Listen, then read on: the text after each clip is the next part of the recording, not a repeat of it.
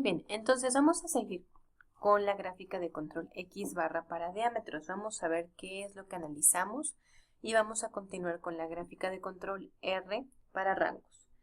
Bien, en esta gráfica se observa que no hay puntos fuera de los límites y además el comportamiento de los puntos no sigue ningún patrón especial, como vamos a revisar. Por lo tanto, el proceso responsable del diámetro de las punterías ha estado funcionando de manera que se encuentra estable en cuanto a sus tendencias central. Entonces, la variación que observamos en esta línea, en estos puntos a lo largo del tiempo, es una variación inherente al proceso. Es parte de sus causas comunes, de muchas de sus pequeñas causas comunes que actúan dentro del proceso. Y no ha habido ningún cambio en el tiempo de estos subgrupos, durante estos subgrupos de muestreo, que haya sido una situación especial. Bien, es importante mencionar que estas medias van a variar de menos 14.59 a 15.7 micras, que es lo que podemos observar en los límites de control inferior y límite de control superior. De esta manera, estos límites son utilizados para detectar algún cambio en el proceso a través del tiempo y, bueno, medir la estabilidad del proceso y ver qué tal está el proceso a través de un periodo de tiempo.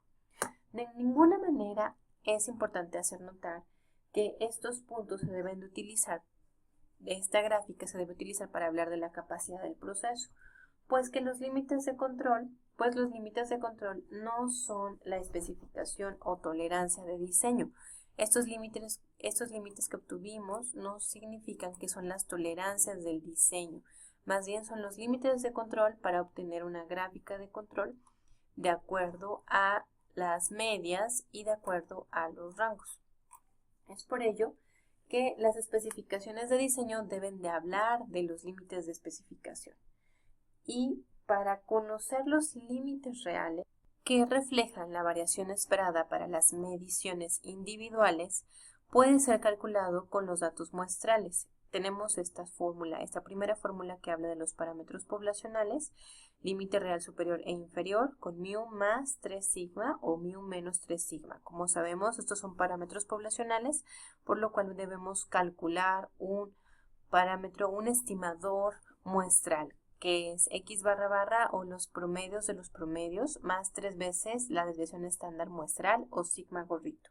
Y el otro límite real inferior pues sería con el signo negativo, donde sigma gorrito es igual al promedio de los rangos sobre D subíndice 2, que es la media del rango relativo, bien, de una variable aleatoria que establece la relación entre el rango de una muestra de distribución normal. Eso sería D subíndice 2. ¿Y cómo se obtiene D subíndice 2? Bueno, como habíamos visto en clase, A subíndice 2 lo encontrábamos en tablas, ya que era un valor pues específico y dependiente del tamaño de la muestra, y ustedes ya tienen esas tablas en su poder. Bueno, pues tenemos que D subíndice 2 es igual a 3 veces sobre A subíndice 2 raíz de n. De esta forma podemos obtener D subíndice 2 y estimar la desviación estándar muestral para obtener los límites reales inferiores y superiores de este ejercicio o de esta muestra. Entonces vamos a ir a obtener estos valores, límite real superior e inferior, y vamos a saber si el proceso es capaz o no, si el proceso cumple con las especificaciones o no. A subíndice 2 va a ser igual a 0.577 de acuerdo a nuestra tabla, y vamos a generar el límite real superior y el límite real inferior. Bien, tenemos que el límite real superior va a ser el promedio de los promedios más 3 veces la desviación estándar, pero antes necesitamos obtener la desviación estándar y de subíndice 2. Muy bien, vamos a tomar estos valores para poder, el valor de subíndice 2, para entonces poder obtener este dato. Tenemos que es igual a 3 veces entre la multiplicación de A2 por la raíz de n, que son el número de datos o número de datos en el subgrupo, que aquí habíamos dicho que era 5. ¿De acuerdo? Entonces sería así, o pueden ponerle 5 directamente si ya lo recuerdan muy bien. Ahora vamos a obtener nuestra desviación estándar muestral para después calcular nuestros límites real superior e inferior de esta muestra. Entonces vamos a darle que nuestra desviación estándar va a ser el promedio de los rangos entre D subíndice 2. El promedio de los rangos ya lo habíamos obtenido en la tabla y es 26.3 entre D2 o D subíndice 2. Aquí está. Y le damos Enter. Ese sería el valor de nuestra desviación estándar muestral. Ahora sí vamos a poder realizar nuestro límite real superior e inferior. Y tenemos que será x barra barra más 3 veces la desviación estándar muestral. Tenemos que el promedio de los promedios de la media es 0.593 y le damos más, porque es el límite real superior, 3 veces por la desviación estándar muestral. Y podemos fijar los valores con F4 y simplemente copiarlo y pegarlo o deslizarlo hacia abajo y cambiarle el signo de más por menos. Y esos serían nuestros límites reales para este ejercicio para los diámetros. Tenemos que el límite real inferior es menos 33.3 y el límite real superior es 34.4. Así se espera que el diámetro de cada puntería en lo individual varíe de menos 33.3 a 34.4 micras. Que por cierto, esto excede las especificaciones que nos decía el problema, que es la especificación inferior de menos 25 y la especificación superior de 25. ¿Recuerdan el problema? Aquí lo habíamos puesto, la especificación, voy a ponerlo en negritas, estaba en 20.000 micras. Teníamos una especificación inferior de más, menos, inferior y superior de 25 micras. Pero aquí, como todo lo pasamos al valor nominal, estamos hablando solamente de más 25 menos 25 micras, que es lo que nos decía el problema.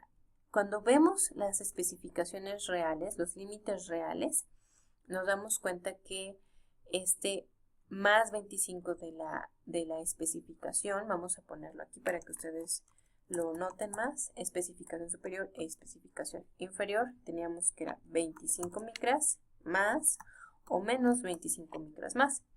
Y los límites reales nos indican que tenemos más 34.52 y menos 33.33. Quiere decir que el proceso no está siendo capaz. Podemos concluir eso. El proceso no está siendo capaz, no está cumpliendo con las especificaciones determinadas. Eso es lo que podemos comentar. Regresando a los límites de control, su interpretación correcta es de especial relevancia para la aplicación de la carta X bar. Bien, ya que de lo contrario se caerá en el error de confundir los límites de control con los límites reales o con las especificaciones de diseño.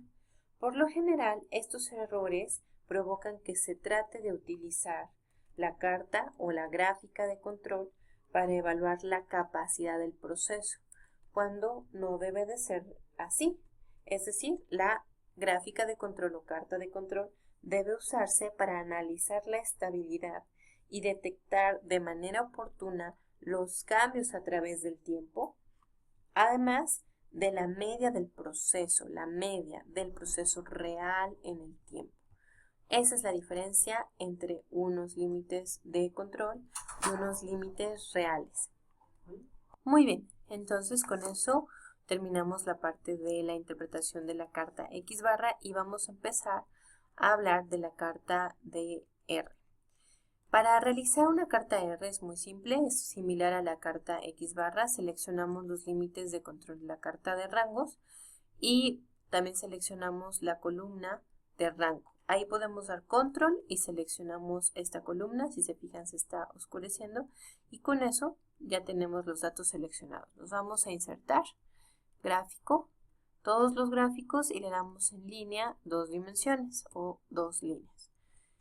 Más bien 2 dimensiones. Le damos a aceptar y bueno, yo les comentaba que a mí me gusta bastante un diseño rápido que nos puede ayudar a tener los nombres del título, del eje X y del eje Y ya después podemos quitar algunas cosas que no nos sirven. Por ejemplo, esto de acá, estas líneas, estas otras líneas, y podemos darle un poco más de visibilidad al título del gráfico, el cual sería gráfica de control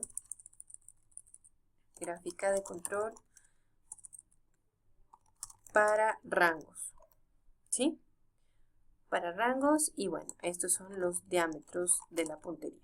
Nosotros ya conocemos que ese es el proceso, debemos de tenerlo en mente todo el tiempo, el diámetro de la puntería en micras. Y tenemos que en el eje de las X, pues vamos a tener los subgrupos nuevamente. Estos son los subgrupos que nosotros analizamos, que nosotros observamos al hacer el muestreo.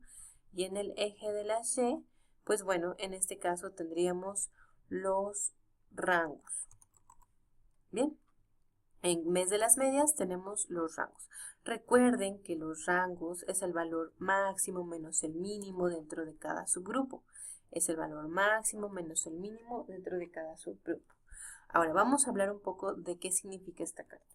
La carta detecta cambios en la amplitud o magnitud de la variación del proceso. Quiere decir que sus límites se determinan a partir de la media y la desviación estándar de los rangos de cada subgrupo. Bien, ya en este caso el estadístico W, que quedamos que es la media, la desviación estándar, se grafica y se obtiene, como lo vimos en el video pasado, con estas fórmulas o estas expresiones que estoy haciendo más grandes.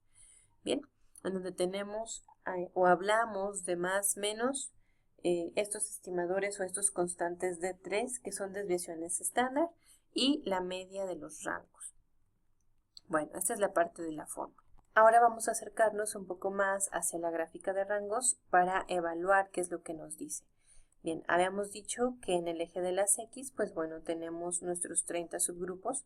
En el eje de las Y tenemos el valor de los rangos y los límites inferior y superior. Fíjense, aquí los límites superior, el límite, aquí está incorrecto, aquí cámbienle. El límite inferior es 0 y el límite superior es 55. Quiere decir que el límite inferior del máximo menos el mínimo en los subgrupos pues va a ser 0, que no haya diferencia entre esos dos valores máximo mínimo, y el límite superior es de 55.6. Esos son los que están aquí definidos en esta gráfica. Aquí lo que les sugiero es que podamos darle un clic derecho a este contorno de la línea y le pongamos bueno, aquí me está dando nada más este cachito, pero vamos a ponerle que sea de todo el contorno. ¿Sale? Así, entonces le damos clic derecho y le decimos que el contorno lo ponga rojo. Y aquí tenemos el otro contorno y le decimos clic derecho y que también lo ponga rojo. Ahí tenemos nuestros límites superior e inferior. Podemos decirle que haga un grosor un poco más para que se parezcan los dos. Ahí quedó. Límite superior y límite inferior. Vemos que dentro de nuestra media de los rangos, el proceso se encuentra dentro de estos límites de control superior e inferior. ¿Qué podemos interpretar sobre esto? Se observa que no hay puntos fuera de los límites y además el comportamiento de los puntos no sigue ningún patrón especial.